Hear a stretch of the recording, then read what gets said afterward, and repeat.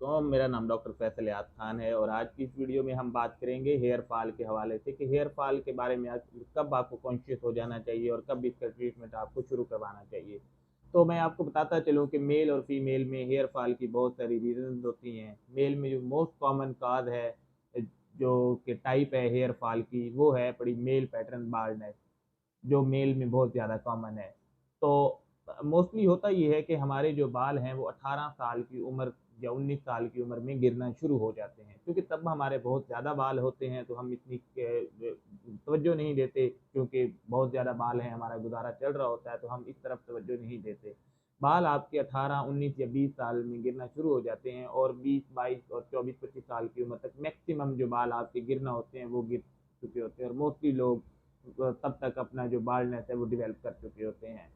तो अगर आपकी फैमिली में बाल्डनेस की हिस्ट्री है, आपके किसी चाचा, दादा, ताया, मामू या किसी बड़े भाई के बाल गिरे हुए हैं, तो आपको कॉन्शियस हो जाना चाहिए कि आपकी फैमिली में बाल्डनेस की हिस्ट्री है। तो आप में भी बाल्डनेस डेवलप हो सकती है, आप तो आपको इस बारे में मुहतात हो जाना चाहिए। इसमें आपको क्या करना चाहिए, आपको किसी मुस्तलिद डॉक्टर, डर्माटोलॉजिस्ट या हेयर स्पेशलिस्ट को दिखाने चाहिए। अब वो आपके बालों की एवेल्युएशन करेगा और वो आपके बालों की एवेल्युएशन करके वो ये मतलब देखेगा कि क्या आया कि आपके बाल कमज़ोर हो रहे हैं, गिर रहे हैं और इनको किसी ट्रीटमेंट की ज़रूरत है या नहीं। तो वो डॉक्टर आपको बताएगा कि आपको ट्रीटमेंट की ज़रूरत है या नहीं, और फिर वो उसके अकॉर्डिंगली आपके बाल देखकर उनके हवाले से वो आपको ट्रीटमेंट रिकमेंड करेगा। तो होता क्या है, बेसिकली जो बाल्डनेस है वो 2-3 महीने या 6 महीने में डेवलप नहीं होती। एक बाल को गिरने में कम से कम 2 से 3 साल लग जाते हैं। ये जो गिरने का अमल है ये हफ्तों या महीनों का नहीं होता, ये अमल हमारा 2-3 साल में मुकम्मल होता है। जो हेल्दी बाल है उसका साइज होता है कम से कम 80 से 90 माइक्रोन तक एक हेल्दी बाल का साइज होता है। जब ऐसा ऐसा उस बाल का साइज कम होना शुरू हो जाता है, यानी कि बाल आपका सूखना शुरू हो जाता है, उसका डायमीटर कम होना शुरू हो जाता है, और एक वक्त आता है जब हमारा बाल 40 माइक्रोन या 40 माइक्रोन से नीचे चला जाता है। जब आपका बाल 40 माइक्रोन से नीचे चला जाता है तो फिर आपके बाल को हम दोबारा रिवाइव नहीं कर सकते, उस बाल को दोबारा से उसमें जान नहीं फूकी जा सकती, उसको मोटा या तवाना नहीं किया जा सकता। तो जब आपके बाल गिरने का अमल शुरू हो रहा है और आपके बाल सूखना शुरू हो गए हैं और उनका साइज 80 माइक्रोन से 40 माइक्रोन के दरमियान है, तो ये वो वाला टाइम पीरियड है जिसमें हम आपके बाल सेव कर सकते हैं, आपके बालों की जो लाइफ है उसको प्रोलॉन्ग कर सकते हैं, जिसमें हम आपके बालों को गिरने से बचा सकते हैं।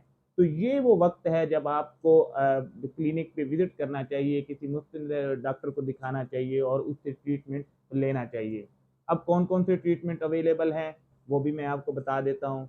जो कि हेयर फॉल के लिए 3 ट्रीटमेंट हैं। अगर मेरे से कोई पूछे कि हेयर फॉल के लिए कोई सी 3 ट्रीटमेंट बताएं जो कि मोस्ट अफेक्टेड हैं, इफेक्टिव हैं, तो मैं वो उन 3 ट्रीटमेंट में से सबसे पहले हेयर पीआरपी को रखूंगा। उसके बाद दूसरा ट्रीटमेंट मैं बताऊंगा मिनॉक्सिडिल स्प्रे बताऊंगा, और तीसरा ट्रीटमेंट फिनेस्ट्राइड है। ये तीनों चीज़ें ऐसी हैं जो आपके बाल गिरने के अमल को स्लो डाउन कर देती हैं, उनको रोक देती हैं, आपकी जो गंजापन है उसको आने में से रोकने में मददगार साबित होती हैं।